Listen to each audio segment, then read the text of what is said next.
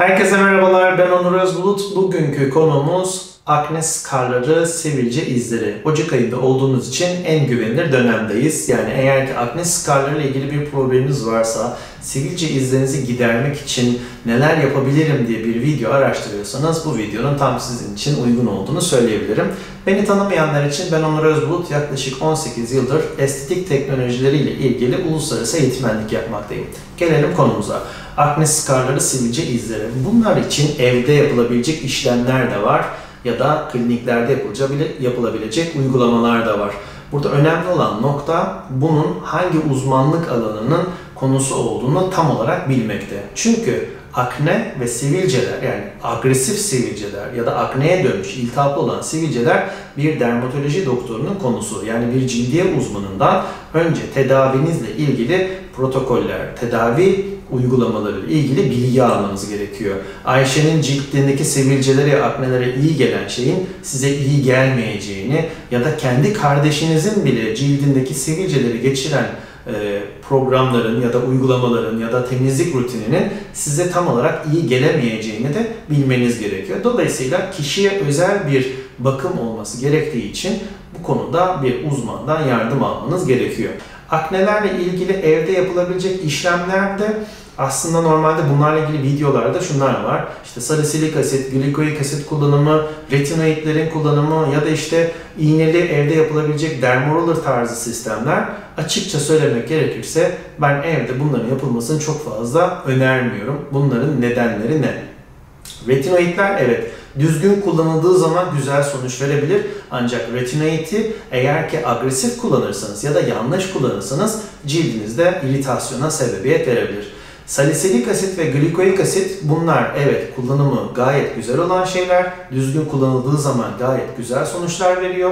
Ancak ikisi de eksfolyasyon, yani cildin üstünde soyma yaptığı için eğer ki düzgün nemlendirme ve daha sonrasında düzgün koruma faktörlü işlemler yapmazsanız yine cildinizde problemler, pul dökülmeler ya da kabuklanmalar görebilirsiniz.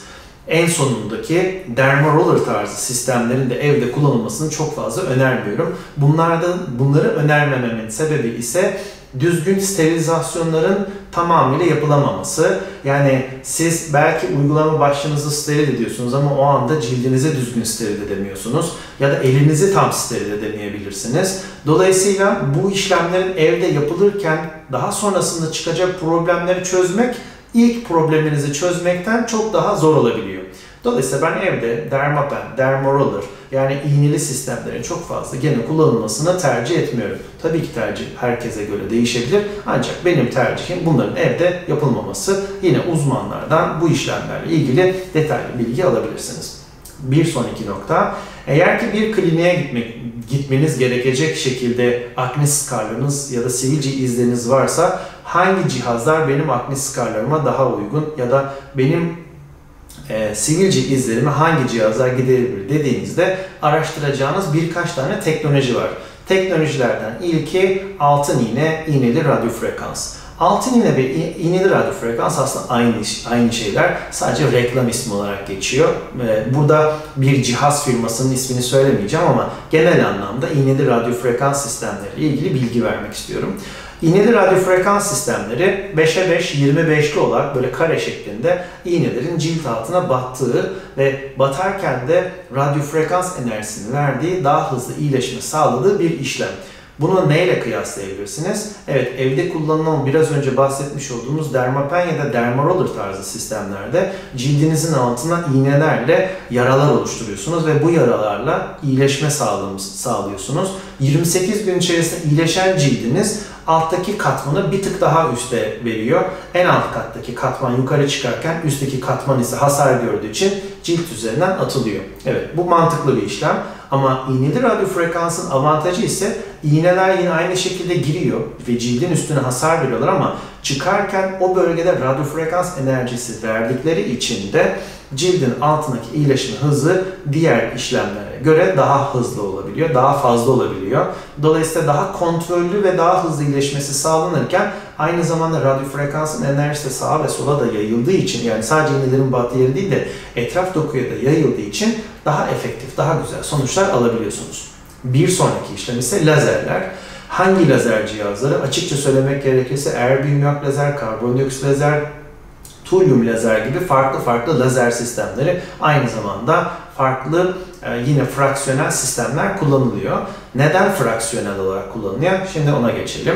Bir erbium yak lazer ya da karbondioksit lazer, ben bu cihazların eğitimlerini ilk verdiğim dönemde fraksiyonel sistemler daha yeni çıkıyordu. O dönem içerisinde bir karbondioksit lazerle cildinize uygulama yaptırdığınızda bir ay boyunca hiç dışarı çıkmamanız gerekiyor ve cildinizi tamamen korumanız gerekiyordu. Çünkü cildin üstünde çok yüksek derecede hasar veriyordu ve alt katmanlara göre de bunu doktorlar ayarlayıp hazırlayıp bir şekilde işlem yapıyorlardı. Ancak o bir ay boyunca hiçbir şekilde güneş görmemeniz gerekiyordu. Bu tabii de riskliydi.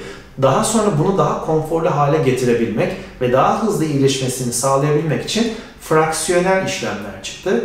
Fraksiyonel işlemler, bazıları lazer cihazının başlığının ucunda elek tarzında bir parça olduğunu düşünün. Işık yine aynı hüzme gibi çıkıyor ama elek kısmından nokta çıkabiliyor. Ya da bazı lazer cihazlarına bu elek başlığın ucuna takılmıyor da iç kısmında ışığı verirken cihazın kendi sistemin içerisinde olabiliyor. Buradaki mantık ne? Yine aynı biraz önce bahsettiğimiz gibi iğneli radyo frekansta 25 tane gözenek açılıyordu ya. Bunda da aynı şekilde bazen 25, bunların sayısı değişebiliyor. Daha farklı olmak üzere yine delikler, yine gözenekler açılıyor. Bu gözeneğin açılmasının sebebi ise çevre doku tamamen hasar almadan daha az hasar alarak daha hızlı bir iyileşme imkanı sunulması. Erbium yak lazer daha yüzeyde kalıyor, karbondioksit lazer daha derin iniyor, tulyum çok daha yüzeyde kalıyor gibi düşünebilirsiniz. Bunların da fraksiyonelleriyle kullanıldığı zaman yine hızlı bir şekilde sonuç alabiliyorsunuz. Deri zaten hızlı bir şekilde aşağı doğru iniyor ve daralmalar gözlemlenebiliyor. Bunlarla ilgili kısa bir şu an yukarıda video görüyorsunuz. Burada enerji cilde değdiği noktada bir anda buharlaşma ve o bölgede daralmayı gözlemleyebiliyorsunuz. Kontrollü işlem yapılması gereken ve bu konuda uzman birisinin işlem yapması gerekiyor. Bir uzman doktorun bu lazer cihazları kullanması gerekiyor. Çünkü cildin altına ne kadar enerji vermesi gerekiyor ya da ne kadar derinliğe inmesi gerekiyor. Bu hasta kendisinin ne kadar uzun sürede bu iyileşme sürecini tolere edebilecek, bunları doktorun kendisinin karar vermesi gerekiyor. Dolayısıyla bir doktor kliniğinde bu işlemlerin yapılmasını tercih edilmesini düşünüyorum. Burada önemli olarak bilmeniz gereken nokta, akne izleri tek seansta yok olmaz. Akne izleri 2 seansta da yok olmaz. Bunlar azalırlar. Çünkü yaptığınız işlemde cildin üstüne verdiğiniz hasar ortalama 28 günde iyileşecek. Bir sonraki seans gene yapacaksınız. Ama bunlar katman.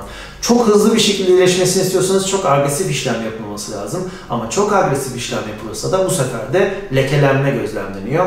Lekelenme de bu sefer melazmaya dönüşüyor. Çünkü geniş alan uygulama yapıyorsunuz. Yani akne skarlarımı tedavi edeceğim diye melazma oluşturmak tamamen bir paradoks. Çünkü melazmayı tedavi etmeniz çok daha zor. Dolayısıyla doktorlar da çok agresif bir şekilde sonuç almak için bu cihazın enerjisini arttırmaz. Dolayısıyla kontrollü giderler. Yani tek seans yaptırdım, 2 seans yaptırdım, hiçbir işe yaramadı dediğiniz noktada aslında sizi kontrollü bir şekilde işleme devam etmenizi sağlamak için bu şekilde planlama yapılabiliyor. Bir başka önemli noktalardan bir tanesi de şu: aktif aknelerim varken akne izlerimi giderebilir miyim? Hayır, gideremezsiniz. Aktif akneleriniz varken üstüne dermapen ya da dermaroller yaparsanız bütün yüzünüz sivilcelenebilir. Üstüne iğneli radyo frekans yaparsanız artma gözlemlenebilir. İşlemden sonra cilt kustu derler. Genelde her yerde sivilceler çıkar. Ya da aynı şekilde lazerlerle uygulama yapıldığı zaman yine problem yaşayabilirsiniz. Çünkü hali hazırda cildin bariyerini bozuyorsunuz ve bu bariyeri bozduğunuz zaman o bölgedeki akneler de etrafa yayılma olanağı daha fazla artıyor. Bunları yaptık.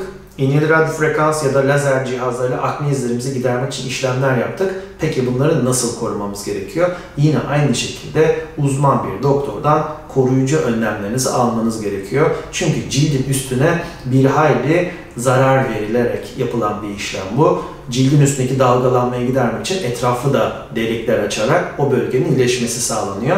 Eğer ki siz akne izi tedavisinde tedavisinden sonra cildinizi düzgün korumazsanız lekelenmeye çok açık bir cildiniz olduğunu söyleyebilirim. Evde yapacağınız işlemlerde daha da fazla, çünkü ne kadar derine işlem yaptığınızı tam olarak kestiremiyorsunuz. Evet, belki dermarollerların üzerinde iğne derinlikleri yazıyor ama yaptığınız baskıda bile ya da aynı yerden birkaç kere geçtiğinizde bile farklı derinliklere inebiliyorsunuz. Dolayısıyla bu derinlikler kontrol edilebilir olmuyor. En iyi kontrol edebileceğiniz, yani derinliği en iyi kontrol edebileceğiniz sistemler iğneli radyo frekanslar ve lazer sistemleri. Bunları da yine dediğim gibi uzmanlar yaptığı zaman daha az riskiniz oluyor. Hiç riskiniz yok değil, daha az riskiniz oluyor. Risk her zaman var, çünkü ben güneş koruyucumu sürmediğim ya da güneş koruyucumu kullanmıyorum dediğinizde o cildinizin lekelenme ihtimali %70, %80 diyebilirim. Çünkü lazerlerden sonra düzgün bir şekilde koruma şart. Her zaman söylediğim gibi Ahmet'e, Mehmet'e, Ayşe'ye yapılan işlemlerdeki güzel sonuçlar size iyi gelmeyebilir, size daha kötü sonuçlar verebilir. Sorularınız olursa yazmaktan çekinmeyin. Her zaman yazdığınız soruların hepsine cevap veriyorum. Bu kanalın zaten özelliği bu. Boşta kalan hiçbir sorusunun cevaplanmamış bir soruyu göremezsiniz. Kendinize iyi bakın. Görüşmek üzere diyorum. Bir sonraki videoda. Bay bay.